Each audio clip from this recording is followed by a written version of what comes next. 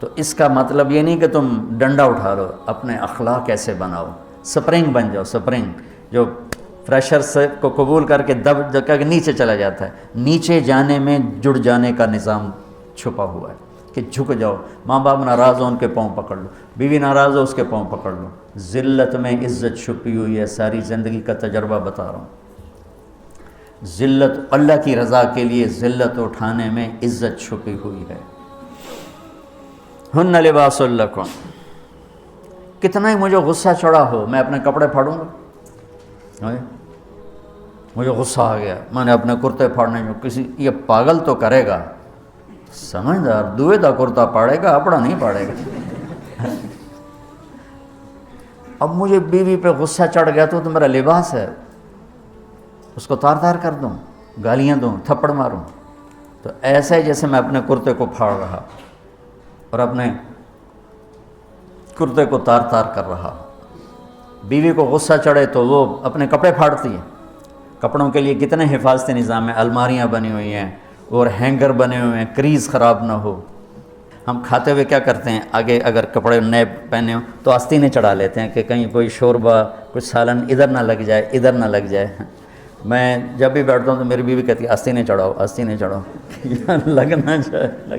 اور آگے ہم کیا کرتے ہیں، تولیہ رکھتے ہیں، نیپکن رکھتے ہیں، رومال رکھتے ہیں، بڑے بڑے ہوٹلوں میں جاؤ تو پہلے وہ ساتھ رکھا ہوتا ہے کہ کوئی کھانے کا ذرہ گرے، سالن کا کوئی قطرہ گرے تو آپ کے کپڑے خراب نہ ہوں۔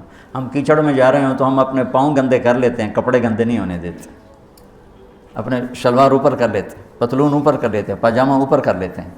تو جب کہیں سے کوئی آنے لگے ایسی ناگواریاں تو اپنے اوپر لے لو، بیوی پہ نہ آنے دو۔ ہم کپڑا بچاتے ہیں یا پاؤں بچاتے ہیں؟ کپڑا بچاتے ہیں، شلوار اوپر ٹانگ لیتے ہیں، کرتے کو یوں سمیٹ لیتے ہیں۔ تو جتنا کیچڑ ہے حالات کا، واقعات کا، اخلاق کا، وہ کیچڑ اپنے اوپر لے لو، بیوی کو بچا لو۔ اور بیوی کیا کرے، وہ جتنا کیچڑ ہے حالات کا، واقعات کا، ناگواریوں کا، اپنے اوپر لے لے، خامد کو بچا لے۔ لباس کا اور کیا کام ہے، یواری سواتکم، یہ تمہارے عیب چھپاتا ہے۔ تو میرا کام کیا ہے، میں بیوی کی کمیاں چھپاؤں، ڈھنڈورا نہ پیٹوں۔ بیوی کا کام کیا ہے، خامد کی کمیاں چھپائے، ڈھنڈورا نہ پیٹے۔ دوسرا کام کیا ہے لباس کا، وریشہ، لباس مجھے خوبصورت بناتا ہے۔ یہ ایک واحد رشتہ ہے جو زندگی کو خوبصورت بناتا ہے۔ سب کچھ ہو، بیوی نہ ہو تو تنہائی کا احساس مار دیتا ہے۔ اس سے ایک اور مطلب نکلتا ہے کہ لباس کے بغیر ایک لمحہ گزارا نہیں۔ سارا دن پانی نہیں پیتے ہیں نا، اب میں بیان میں پانی پی رہا ہوں، لیکن 16 گھنٹے تو گزارے ہیں نا، پانی نہیں پیا، کھانا نہیں کھایا، 16 سیکنڈ لباس کے بغیر گزار سکتے ہیں؟ بولو۔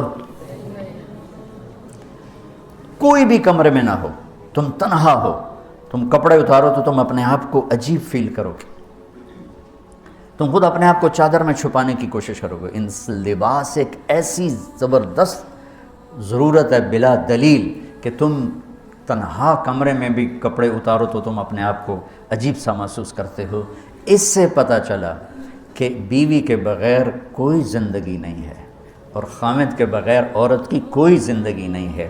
یہ ہمارا بدبخت معاشرہ ہندی کہ کسی بچی کو طلاق ہو جائے وہ گل سڑ کے مر جاتی، اس کی شادی نہیں ہوتی۔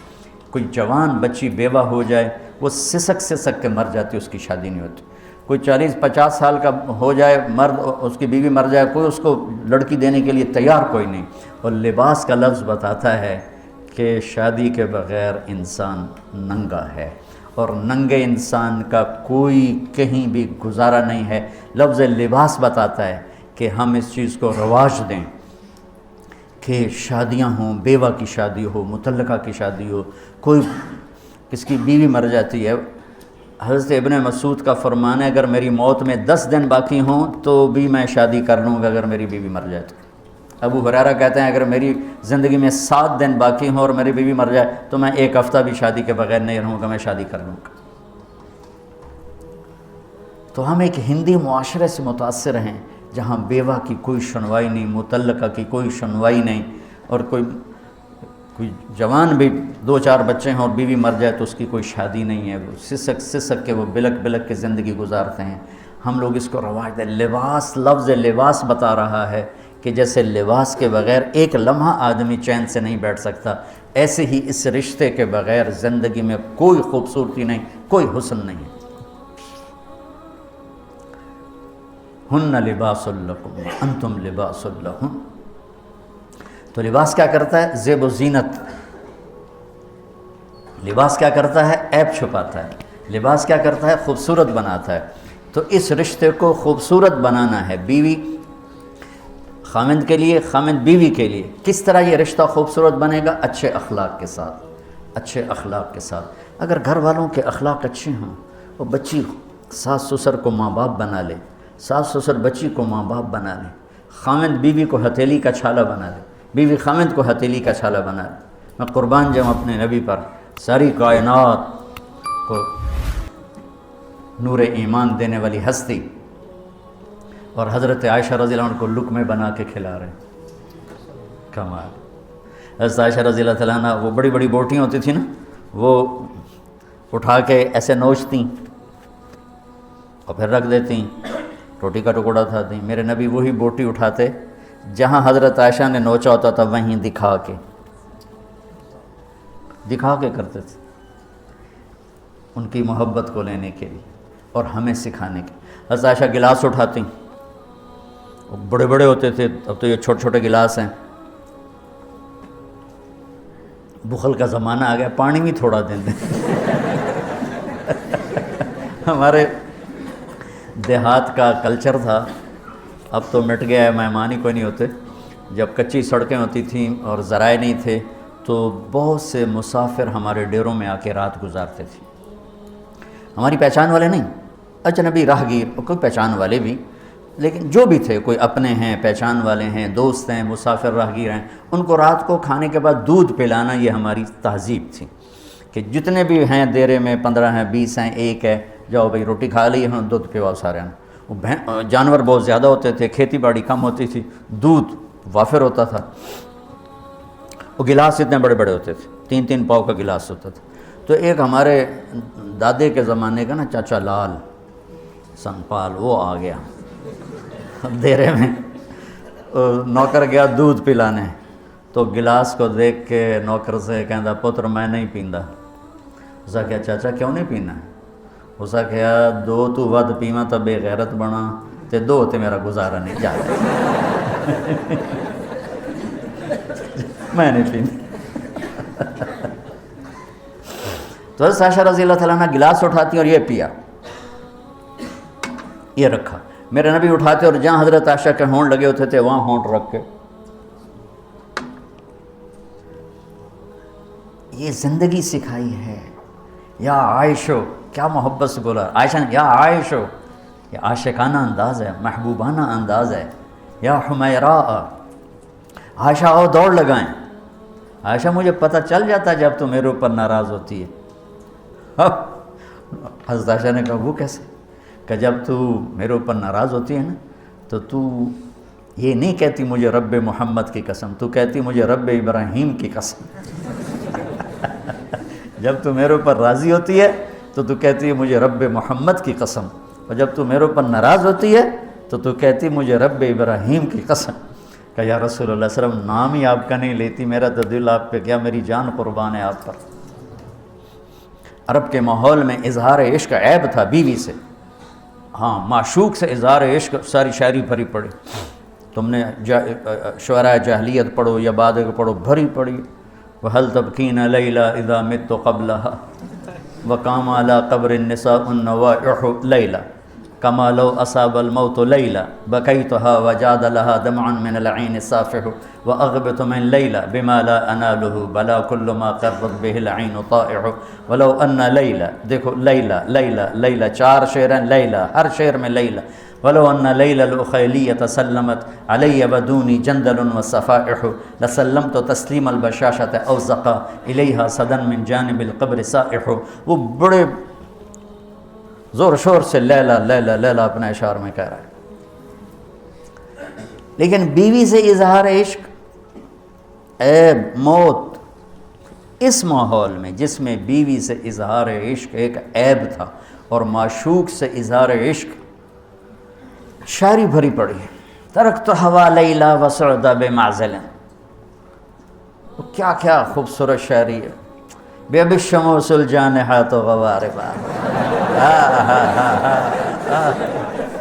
اللہ بساط من الحریر جلاببا، حاولنا تفدیتی وخفنا مراقبا فوضعنا ایدیہن فوق ترائب.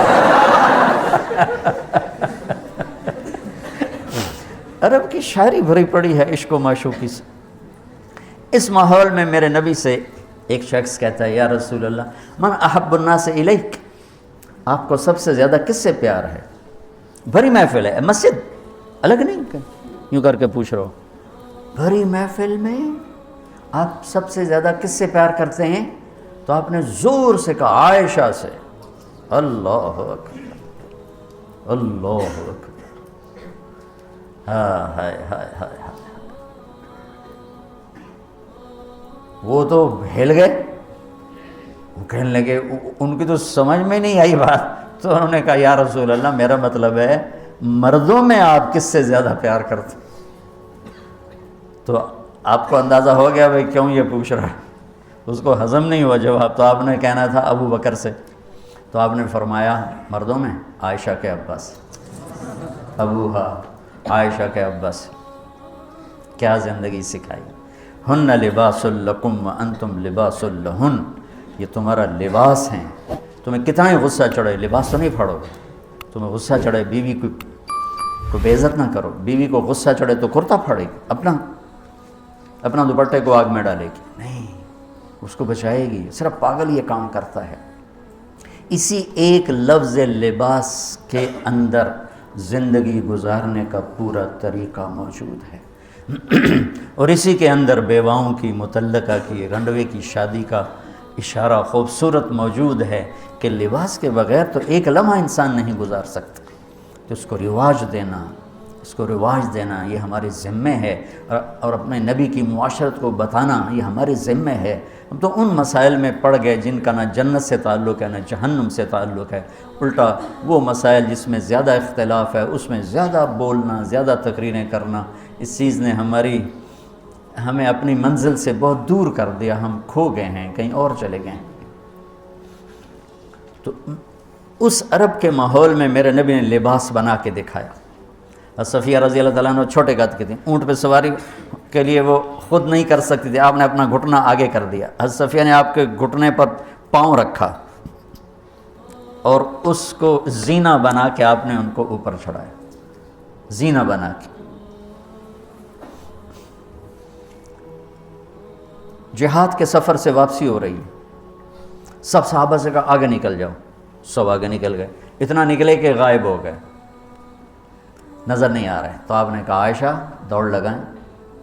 اللہ، عائشہ دوڑ لگائیں. ہم نے کہا لگائیں. تو حضرت عائشہ فرماتی ہیں میں نے دوڑ لگائی، میں آگے نکل گئی، آپ پیچھے رہ گئے. کچھ سال گزر گئے، جہاد کے سفر سے واپسی ہو رہی. آپ نے کہا عائشہ دوڑ لگائیں. میں نے کہا جی لگائیں. چلو بھائی آگے چلے جاؤ. سب آگے چلے گئے، غائب ہو گئے. تو کہنے لگے میں نے دوڑ لگائی، میں موٹی ہو گئی تھی، میں پیچھے رہ گئی، آپ آگے نکل گئے. تو آپ نے کہا حاضی بتلک، اب ہمارا تیرا حساب برابر ہو گیا.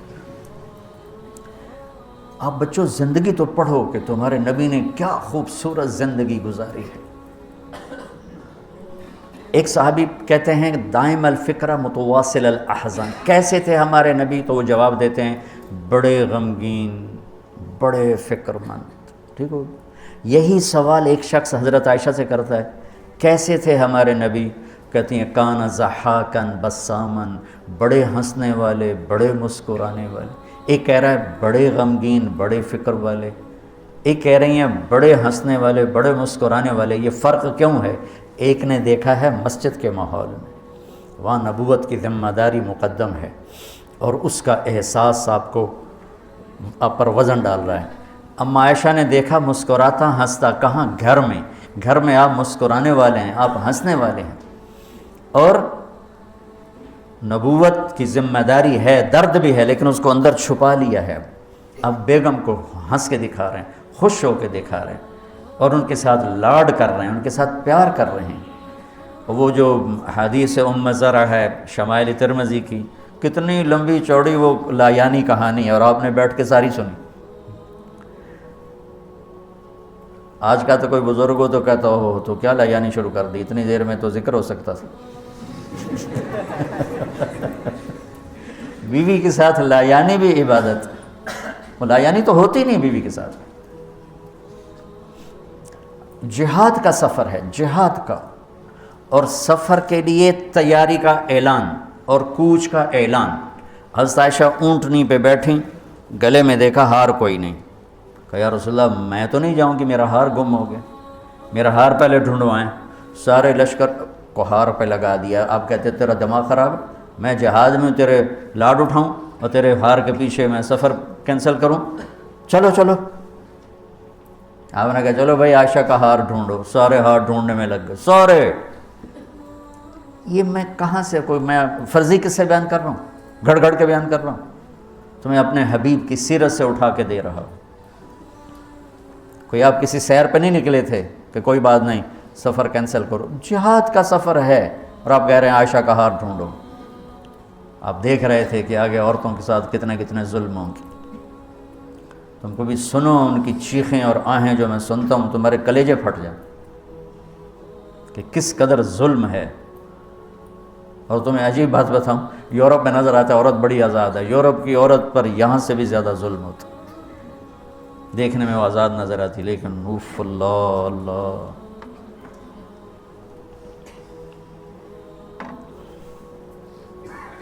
شام ہو گئی تو قافلہ رک گیا، اب تو بھائی شام ہو گئی، ہار نہیں ملا۔ مغرب عشاء کے لیے تو پانی موجود تھا، اب عشاء پڑھنے کے بعد پانی ختم، چونکہ خیال تھا بھائی اگلی منزل پانی ہے تو وہاں جا کے نماز پڑھیں گے، تو اب پانی کوئی نہیں ہے، اور سب نے ابوبکر صدیق رضی اللہ تعالیٰ عنہ کو تانے دینے شروع کیے، تیری بیٹی کی وجہ سے اب فجر کی نماز کا کیا بنے گا، اب تو پانی کوئی نہیں، وہ وضو کیسے کریں گے، تیمم کی آیت ابھی آئی نہیں ہے۔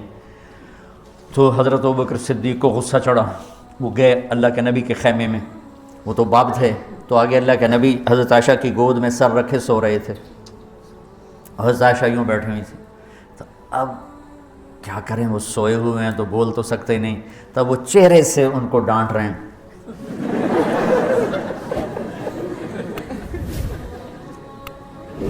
اور آگے بڑھ کے انگلی یہاں ماریں ٹک یوں، وہ کہتی میں ایسے ہو گئی تاکہ انگلی کے درد سے میں یوں نہ ہوں کہیں اللہ کے نبی جاگ نہ پڑیں، تو ٹک ٹک ٹک ٹک، تیری وجہ سے آج سارا صحابہ تکلیف میں اور پانی کوئی نہیں ہے، گویا چہرے سے سارا کچھ کہہ رہے ہیں، یوں کر رہے ہیں، چہرے سے سارا کچھ بتا رہے ہیں، اور غصے میں باہر آ گئے۔ اللہ کے نبی کی آنکھ کھلی، پتہ چلا پانی کوئی نہیں، نماز کا ٹائم ہے، اللہ نے کہا چلو فتیمموا صعیدا طیبا، چلو بھائی مٹی سے تیمم کرو، ہم نے تمہیں پانی سے بھی بے نیاز کر دیا۔ تو پھر سعد بن عبادہ کہنے لگے ابو بکر تیرے گھرانے کی یہ پہلی برکت تھوڑا ہی ہے، اور بھی بڑی برکتیں پہلے ملی ہیں، پہلے سب ناراض ہو رہے تھے، پھر سارے خوش ہو گئے کہ یہ کیا مل گیا، اللہ نے ہمیں تیمم دے، کسی امت کو تیمم نہیں ملا۔ دیکھو نا یوں کر کے کر لو، اس سے کوئی پاک ہوتا ہے، اور پھر یوں ایسے کر لو، چلو بھائی غسل سے بھی فراغت ہو گئی، پانی کوئی نہیں ہے تو ہمیں غسل کی ضرورت پڑ گئی ہے، تو اتنا ہی کام ہے، ضربتان۔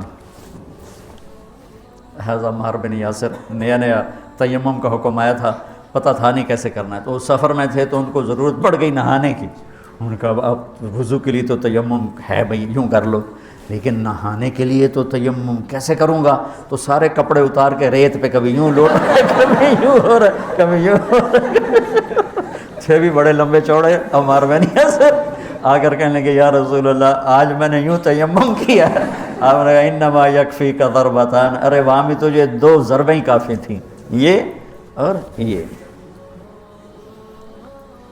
تو نماز پڑھی گئی، حضرت عائشہ نے کہا یا رسول اللہ ٹھیک ہے ہار نہیں ملتا چلیں۔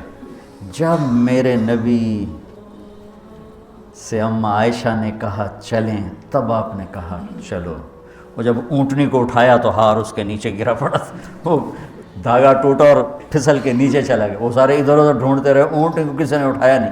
اللہ نے تیمم کی رخصت دینی تھی، اور ایک ہمیں خوبصورت زندگی کا درس دینا تھا کہ اتنے بڑے سفر میں بھی بیوی کے لاڈ کو مقدم کیا، ضرورت کو نہیں۔ ہار ضرورت ہے، بولو وہ بولو، اس لیے کہلوانا چاہتا ہوں کہ تمہیں مشکل سبق بتا رہا ہوں.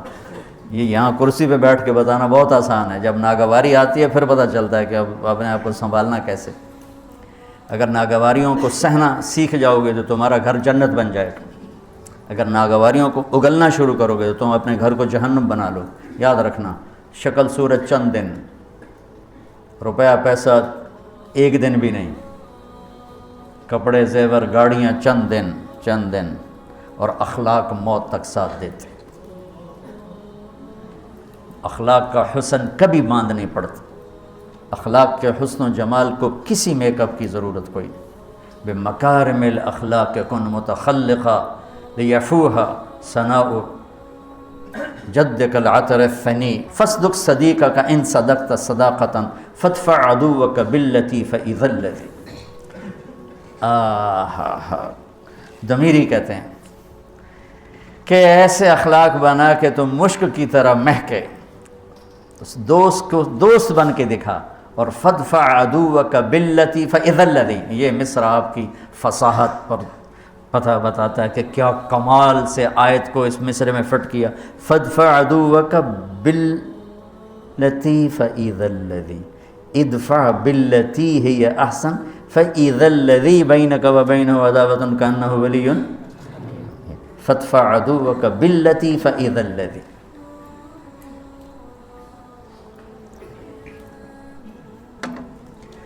تو یہ رشتہ بہت مظلوم ہے، اس وقت بہت مظلوم ہے. بے شک کہیں آنے والی لڑکی ایسی بے وقوف ہوتی ہے کہ تہس نہس کر دیتی. لڑکی کے ماں باپ اتنے بے وقوف ہوتے ہیں کہ بچی کو دینے کے بعد بھی اپنے کنٹرول میں رکھتے ہیں. وہ بیچاری نہ ادھر کی ہوتی ہے نہ ادھر کی ہوتی ہے. کہتی میں تینوں پالیا ہے، تو میری مننی ہے کہ اپنے خامند دی مننی ہے. حالانکہ جب قبول کیا کا لفظ کہہ دیا، اب سب سے بڑا حق خامند کا ہے. جب لڑکے نے کہہ دیا قبول کیا تو سب سے بڑا حق اب بیوی کا ہے. میرے نبی نے اس رشتے کو خوبصورت کر کے دکھایا، حسین کر کے دکھایا. اور اس وقت سارے ملک میں ایک آگ لگی ہوئی ہے اور اس کے پیچھے اور کوئی بڑے اسباب نہیں، صرف بد اخلاقی ہے، صرف بد اخلاقی.